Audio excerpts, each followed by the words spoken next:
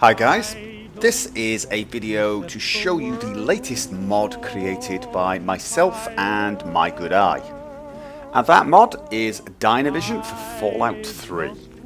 Now for those of you who never used Dynavision in New Vegas or in Skyrim, Dynavision is a dynamic depth of field mod. So as you can see, when I look at a close object at this bus, it comes into sharp focus, but everything in the background is blurred.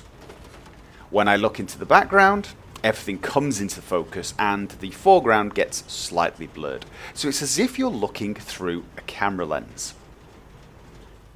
Now this gives it a very sort of cinematic feel because whatever you're looking at goes into focus. So it sort of centers your attention on exactly the subject you are interested in.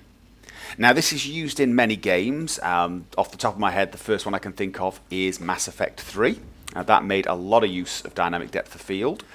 Now this mod does not use a DLL or any type of injection to give the effect of depth of field. It uses the game's own depth of field, so it's very low impact. In fact, if you've used Dynavision on any of the other games, this version has less of an impact than any of the previous ones. It is also faster reacting and a lot smoother. This is currently the slowest setting for the transition.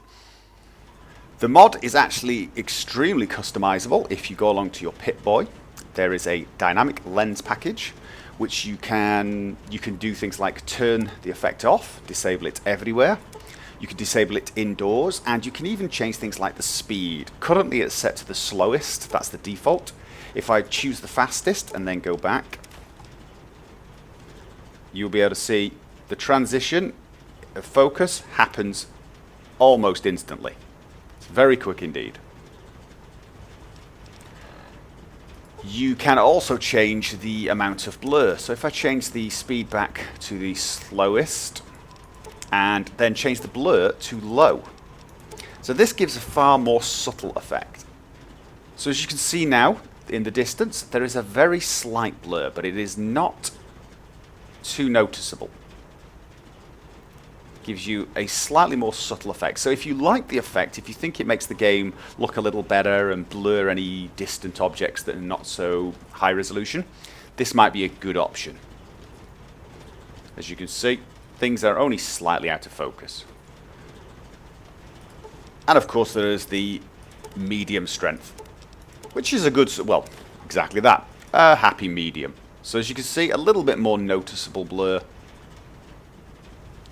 There is also a soft focus option, and this by default is off, but you can change it, and basically this blurs everything. It gives a very slight blurring.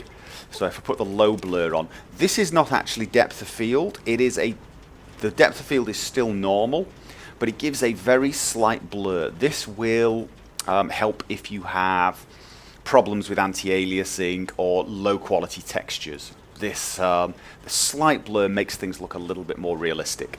It's not really necessary for my system, so I don't use that. And there is also something called Dynavision Aim, and you can turn that off, but by default it is in fact on. And what Dynavision Aim is when you draw a weapon and zoom, the depth of field is different to normal. So if I zoom now, the depth of field changes slightly. And let me just show you by pointing at a distant object. If I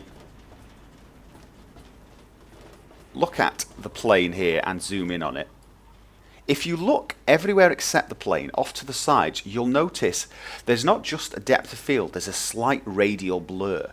And the depth of field is a lot tighter, so when you're aiming, you really are focused on the center of the screen. So as you can see now, the plane is very blurred because I'm not looking at it, and so on. There's a big radial blur, and it gives you this sort of the feeling of really focusing on whatever you're aiming at.